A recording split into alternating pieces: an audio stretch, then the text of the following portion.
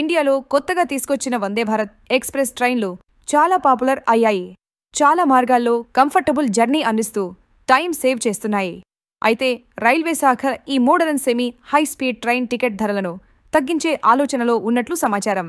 ప్రయాణికులు, ముఖ్యంగా తక్కువ ఆదాయ వర్గాలకు చెందిన ప్రజల నుంచి వందే భారత్ ఛార్జీలు ఎక్కువగా ఉన్నాయనే ఆందోళన వ్యక్తమవుతోంది.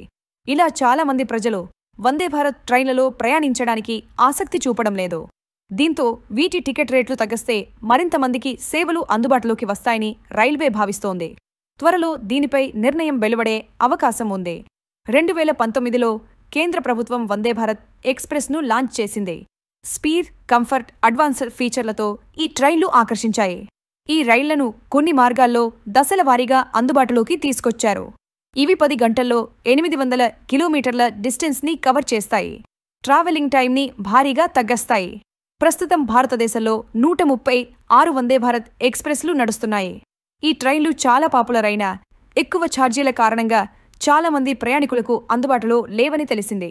హై టికెట్ ప్రైస్ల కారణంగా మధ్య తక్కువ ఆదాయ ప్రయాణికులు వందే భారత్లో తక్కువగా జర్నీ చేస్తున్నారు.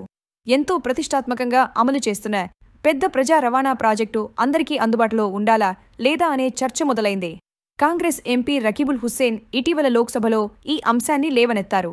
వందే భారత్ సేవలను సాధారణ ప్రజలకు మరింత అందుబాటులోకి తీసుకురావడానికి ప్రభుత్వం ఛార్జీలను తగ్గించే ప్రణాళికలు ఏమైనా ఉందా అని రైల్వే మంత్రి అశ్విని వైష్ణవ్ను అడిగారు. ఇంకా ఎటువంటి అధికారిక ప్రకటన లేనప్పటికీ వందే భారత్ సేవలను మరింత అందుబాటులోకి తీసుకొచ్చేందుకు ప్రభుత్వం పరిశీలిస్తోందని కీలక వర్గాలు సూచిస్తున్నాయి. ట్రైడ్ ప్రైసింగ్ సిస్టమ్ లేదా ఇన్కమ్ బేస్డ్ సబ్సిడీలు అమలు చేసే ఆలోచనలో ఉంది. ట్రైన్ జర్నీని ఆఫర్డబుల్గా చేయడం ద్వారా పర్యావరణానికి కూడా మేలు జరుగుతుంది. తక్కువ సమయంలో డెస్టినేషన్ రీచ్ అవుతుంటే కారు లేదా బస్సు వినియోగం తగ్గుతుంది. దేశంలో ట్రాఫిక్ మరియు కాలుష్యాన్ని తగ్గించవచ్చు. వందే భారత్ రైళ్ల టికెట్ ఛార్జీలు తగ్గితే మోడర్న్ ట్రైన్ ట్రావెల్ని ఎక్కువ మంది ఆస్వాదించడమే కాకుండా మొత్తం రైల్వే ప్రయాణికుల సంఖ్య కూడా పెరుగుతుంది. ఇప్పటికీ చాలా మంది మహమ్మారి ఆర్థిక ప్రభావం నుంచి కోలుకుంటున్నారు.